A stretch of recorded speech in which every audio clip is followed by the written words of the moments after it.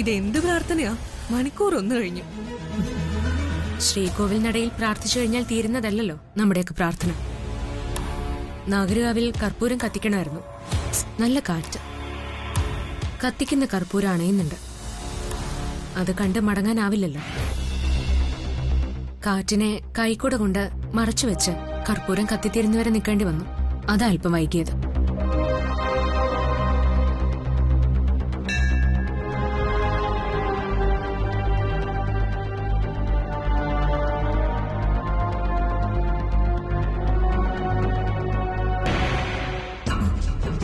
പ്രിയങ്കെ നോക്ക്, ആ ചെറുക്കൻ കല്യാണിയുടെ ആങ്ങളെ.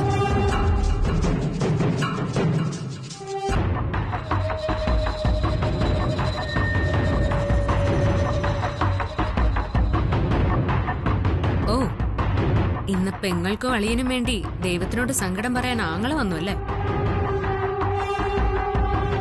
കഷ്ടം. അവന്റെ മനസ്സ് നീറുന്നത് അവനല്ലേ അറിയാവൂ. കൊച്ചു പയ്യനല്ലേ പ്രിയങ്ക അവൻ. ഈ പ്രായത്തിൽ ഇത്രയേറെ സങ്കടങ്ങൾ സഹിക്കാനുള്ള കരുത്തുണ്ടാവോ അവന്റെ ആ കുഞ്ഞു മനസ്സിന്? എനിക്ക് സഹതാപം തോന്നുന്നു. ആ കുഞ്ഞു മനസ്സിന്റെ സങ്കടം അങ്ങ് തീർത്തു കൊടുത്താലോ? എന്നേക്കുമായി അവന്റെ ആത്മാവിനൊരു ശാന്തി. ഗംഗ, നീ? അതെ, അവൾ ഒറ്റപ്പെടണം. കണ്ണുപൊട്ടനായ ആനന്ദിനെയും കയ്യിൽ പിടിച്ച് ഒരു തുണ പോലും ഇല്ലാതെ അവൾ തെണ്ടണം. അതിന് ഇവനെ അങ്ങ് തീർത്തു കൊടുക്കാം.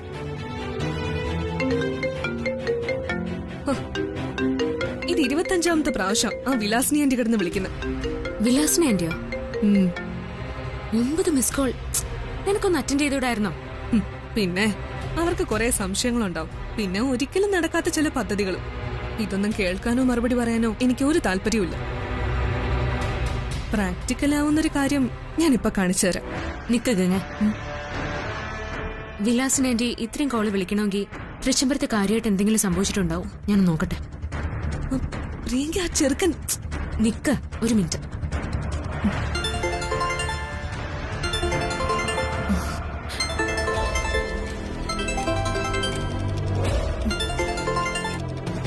Hello aunty. എവിടെയാ പ്രിയങ്കെ? എത്ര പ്രാവശ്യം വിളിച്ചു ഞാൻ. സോറി ആന്റി, ക്ഷേത്രത്തിലായിരുന്നു. മൊബൈൽ കാറിലും. അതെ, ഇവിടെ കുറച്ച് സംഭവങ്ങളൊക്കെ ഉണ്ടായി. സംഭവങ്ങളോ? അതെന്താ ആന്റി? പറയാം.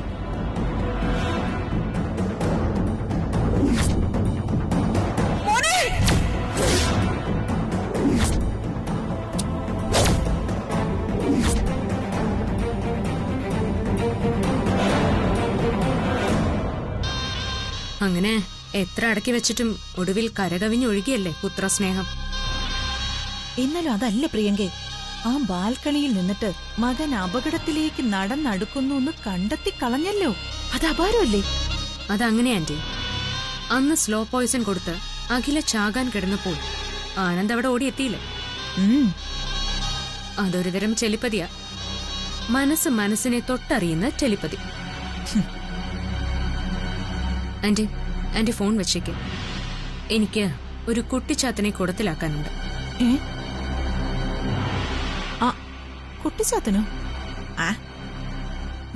കാറെടുക്കടി. ഇനി എന്തിന്? അവൻ പോയി. കൈ വന്ന് വീണൊരു ചാൻസ് ആയിരുന്നു.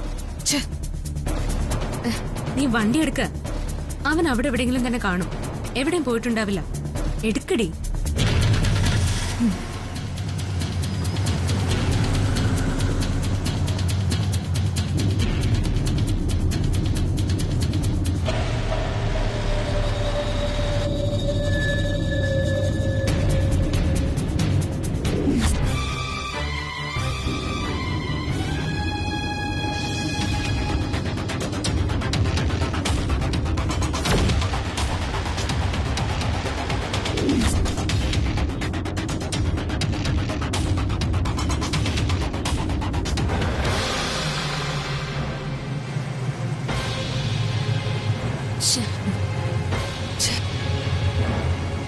നീ വണ്ടി എടുക്കും.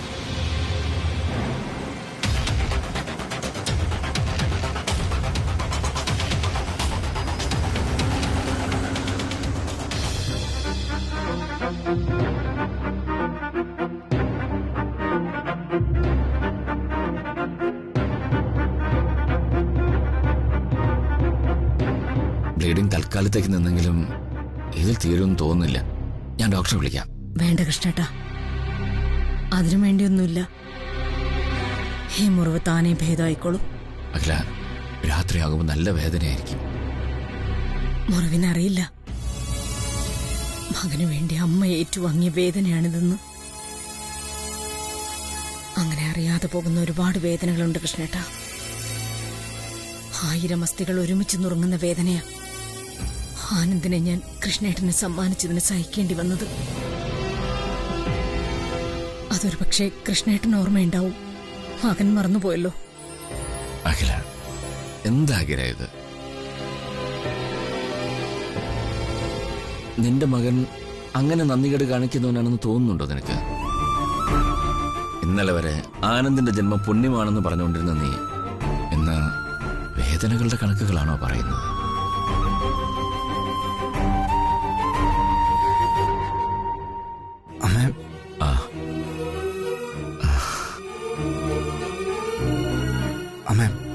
അമ്മേ വാ, നമുക്ക് ഹോസ്പിറ്റലിൽ പോയിട്ട് വരാം.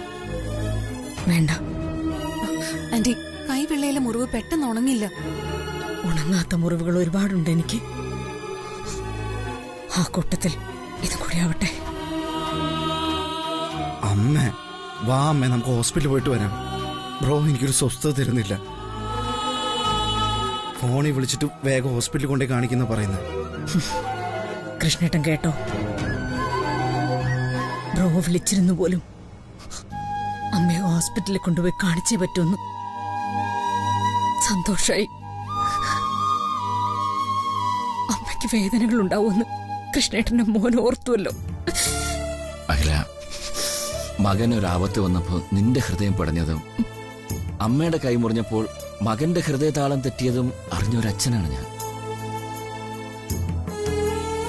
പരസ്പരം വിട്ടുകൊടുക്കാനോ ചേർത്ത് പിടിക്കാനോ തയ്യാറാകാത്ത അമ്മയുടെയും മകന്റെയും മനസ്സുകൾക്ക് നടുവിൽ പലപ്പോഴും ശ്വാസം മുട്ടാറുണ്ട് എനിക്ക്. ഒരു ഗൃഹനാഥൻ എന്ന നിലയിൽ എവിടെ തിരുത്തി എഴുതണമെന്ന് അറിയാൻ പാടില്ലാത്ത ഒരവസ്ഥയിലാണ് ഞാൻ.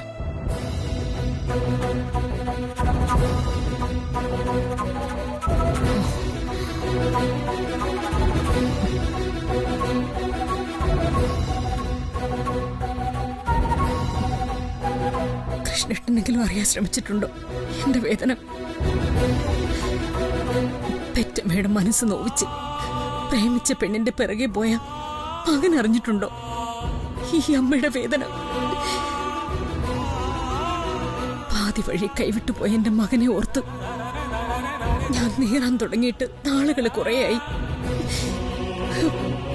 സ്വസ്ഥമായിട്ടൊന്നുറങ്ങിയിട്ട് നാളുകൾ ഒരുപാടായി. കണ്ണടച്ചാലും കണ്ണുകൾ തുറന്നാലും കണ്ണുകൾ നഷ്ടപ്പെട്ട ഒരു കുഞ്ഞ് കാണാക്കയത്തിലേക്ക് വീഴാൻ പോകുന്ന ഒരു കാഴ്ച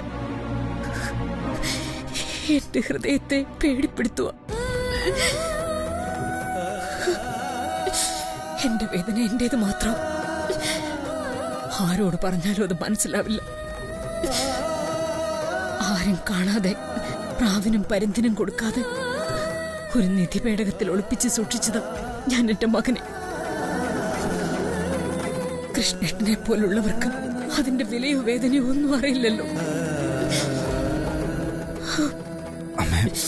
എന്താ ഇത്? വേണ്ട മോനെ, ഒരകൽച്ച നല്ലതാ അമ്മയും മക്കളും തമ്മിൽ. അല്ലെങ്കിൽ ഒരിക്കൽ നീയും അമ്മയെ തളർത്തിയെന്ന് വരും. അമ്മ എന്തൊക്കെയാ പറയുന്നേ? അരവിന്ദ്,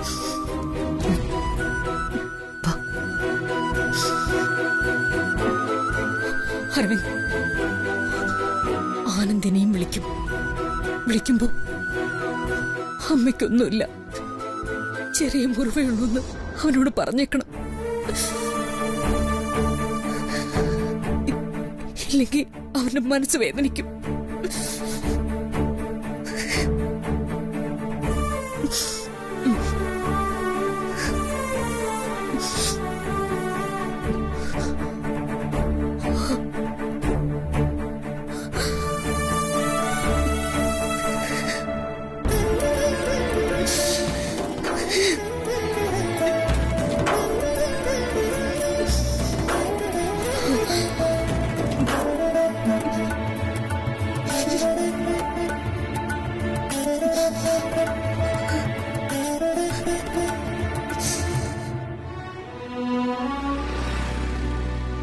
അങ്കിളെ ഒരു പ്ലെയിൻ കവറും 2 ഷീറ്റ് പേപ്പറും പിന്നെ ഒരു പേന.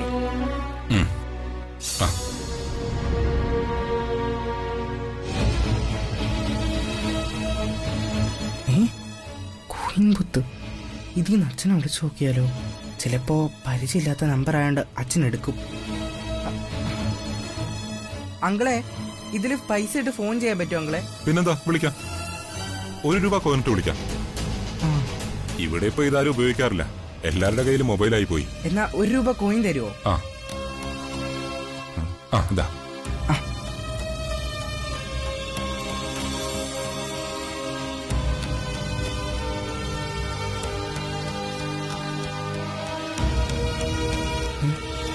റിങ് ചെയ്യുന്നുണ്ടല്ലോ. അച്ഛനെന്താ ഫോൺ എടുക്കാത്തെ?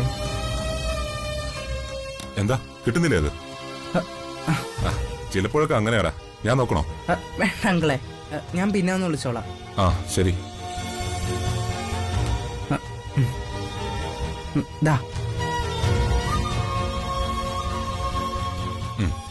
ശരി ശരി.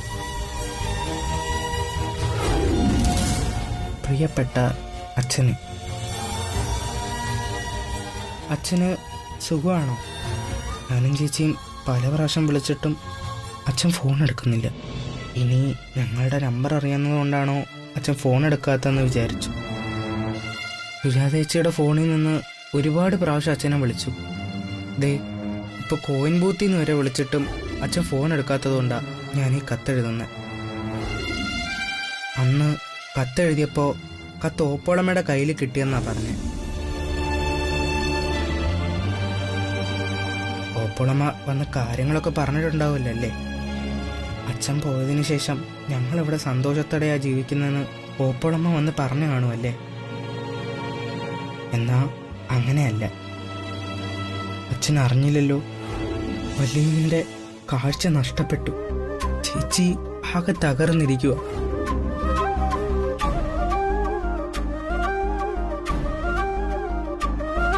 ചേച്ചിയുടെ സങ്കടം കണ്ടിട്ട് എനിക്ക് സഹിക്കുന്നില്ല അച്ഛൻ.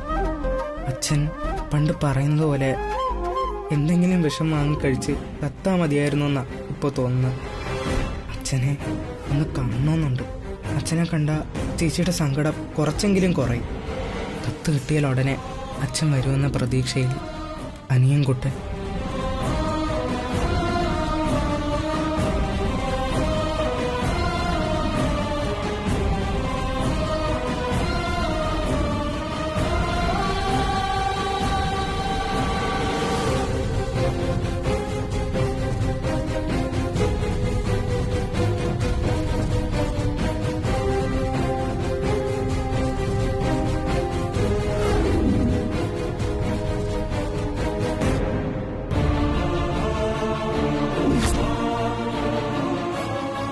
നീ വെട്ടുകത്തിയിൽ ചവിട്ടി കാല് മുറിയാതിരിക്കാൻ അമ്മ കൈയെടുത്ത് വെച്ചതാ.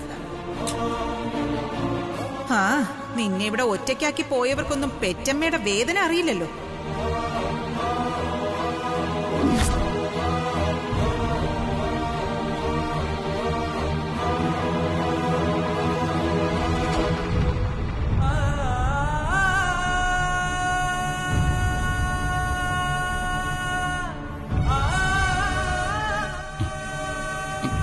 കല്യാണി, വല്യുഞ്ഞേ, ഇങ്ങോട്ട് വരണമെന്നുണ്ടായിരുന്നെങ്കിൽ എന്നെ ഒന്ന് വിളിക്കായിരുന്നില്ലേ?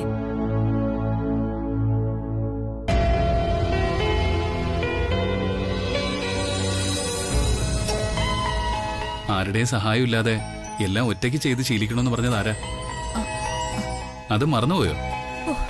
എന്റെ പൊന്നോ, ആ പറഞ്ഞ ഞാനിങ്ങ് തിരിച്ചെടുത്തു.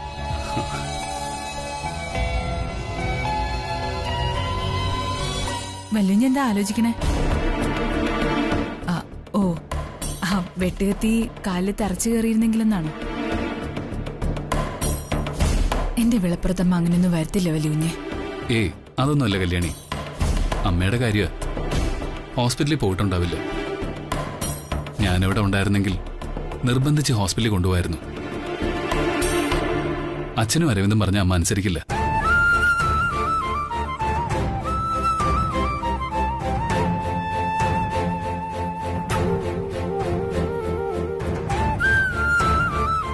കല്യാണി, കല്യാണി നീ ഇവിടെ ഇല്ലേ? എന്താ ഒന്നും മിണ്ടാത്തെ? ഒന്നുമില്ല വലിയ.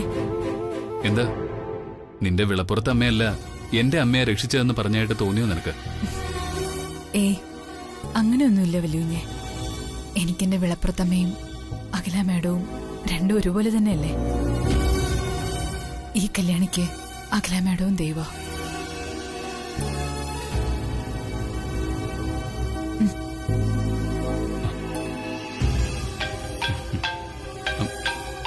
കല്യാണി ഇതാരാ നോക്കിയേ? കമ്പനിന്ന് മാനേജറാ വലിയ. കുറച്ചു മുമ്പ് എന്നെ വിളിച്ചിരുന്നു, ഒന്ന് എടുത്തു നോക്കിയേ. ഹലോ മാഡം, ഞാൻ സാറിനെ വിളിച്ചിരുന്നു. സാർ എന്തെങ്കിലും പറഞ്ഞിരുന്നോ മാഡം? വിളിച്ചിരുന്നു എന്ന് പറഞ്ഞു, വേറൊന്നും പറഞ്ഞില്ല. മാഡം, ഒരു പ്രോബ്ലം ഉണ്ട്.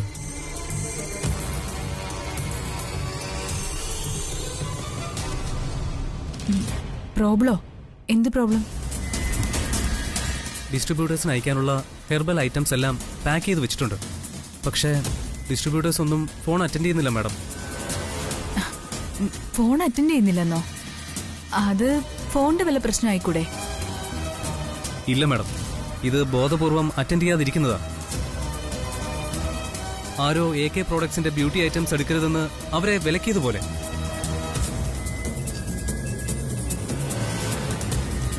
നമ്മുടെ കമ്പനിയെ തകർക്കാൻ ശക്തരായ ശത്രുക്കൾ ശ്രമിക്കുന്നുണ്ട് മാഡം. അല്ലാതെ ഇങ്ങനെ വരില്ല. ബുദ്ധിപൂർവ്വം ഇടപെട്ടില്ലെങ്കിൽ ഇത് നമ്മുടെ ബിസിനസിനെ ആകെ തകർത്തു കളയും.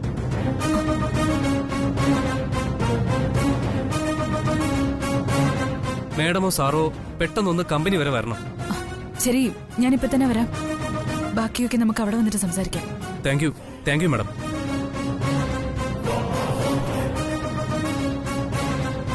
വലിയ എന്താ കല്യാണി, നമ്മുടെ കമ്പനിയിൽ എന്തെങ്കിലും പ്രോബ്ലം ഉണ്ടോ?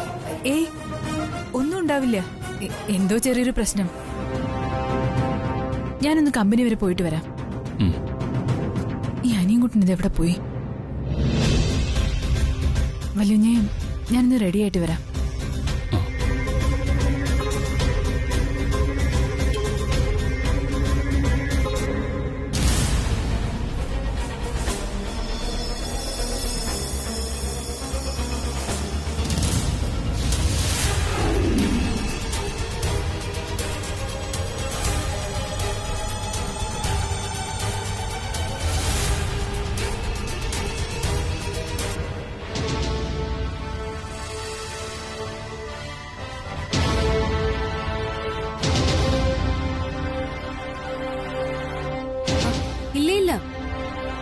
അതെ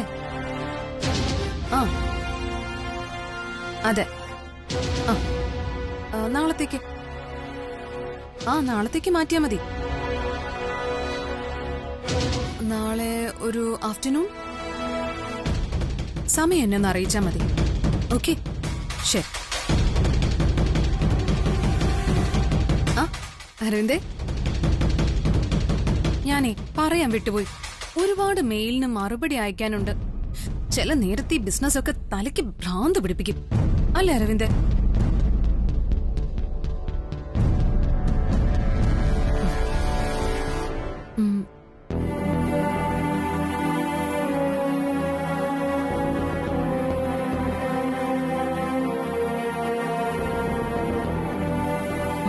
അരവിന്ദ്, എന്താ ഇത്? നീ കരയാണോ? അഖിലാന്റി പറഞ്ഞു തോർത്തിട്ടാണോ? എന്താ അരവിന്ദ്?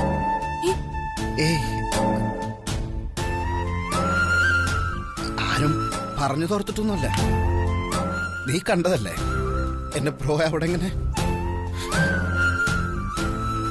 ഒക്കെ ശരിയാവൂ അരവിന്ദ്. കല്യാണിയുടെ പ്രാർത്ഥന ദൈവം കേൾക്കാതിരിക്കില്ല. പാവം. കേക്കില്ലടി, ഒരു ദൈവവും കേക്കില്ല. എന്റെ ബ്രോയുടെ ജീവിതം എങ്ങനെ ഇരുളിൽ അവസാനിക്കുള്ളൂ. ഇതൊന്നും എന്റെ ബ്രോ ചെയ്ത പാവം കൊണ്ടല്ല, ഇതൊക്കെ ഞാൻ ചെയ്ത പാവ. ബ്രോ ഇങ്ങനെ എന്നെ അനുഭവിക്കുന്നത്. എന്തൊക്കെയാ അരവിന്ദ് ഈ പറയുന്നത്? നിനക്കെന്താ ഭ്രാന്ത് പിടിച്ചോ? എന്റെ അരവിന്ദ് ഒരു പാപവും ചെയ്തിട്ടില്ല. ഒരു പാപവും ചെയ്യാൻ കഴിയില്ല അരവിന്ദിന്.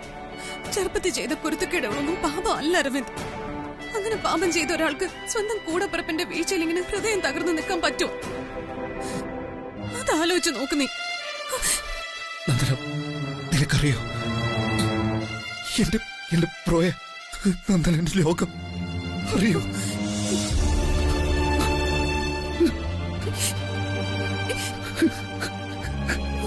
കരയല്ലേ അരവിന്ദ്, നീ കരഞ്ഞ ഞാൻ തകർന്നു പോ. അത്രയ്ക്ക് നല്ല മനസ്സാ നിന്റേത്. അരവിന്ദ്, നീ ഒന്ന് ഉറക്ക വിളിച്ച വിളി കേൾക്കാത്ത ഏത് ദൈവ ഇവിടെ ഭൂമിയില്?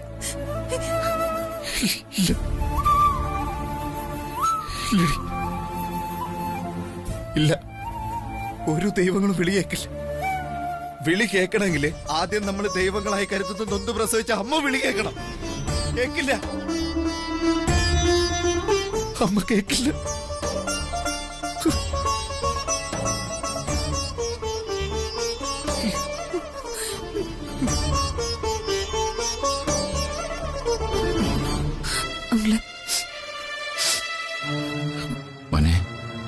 അച്ഛാ, ഞാനേ ആ മെയിൽ നോക്കായിരുന്നു കമ്പനിയുടെ. ഞാൻ അച്ഛനെ സങ്കടപ്പെടുത്തേണ്ടെന്ന് കരുതിയാവും അല്ലേ മോനെ?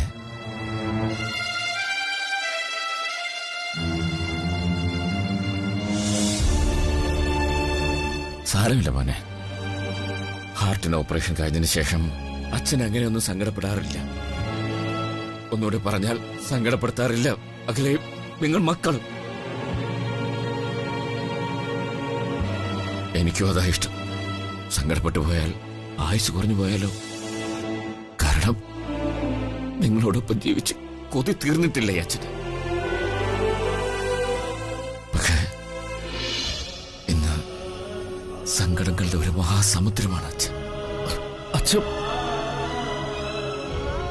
അതെ, ഈയിടെയായിട്ട് ഈ സങ്കടങ്ങളൊക്കെ ഒന്ന് കൂടി വന്ന് ജീവശ്വാസം ഒന്ന് നിലച്ചിരുന്നെങ്കിലെന്ന് ആഗ്രഹിച്ചു പോകാറുണ്ട് അച്ഛൻ.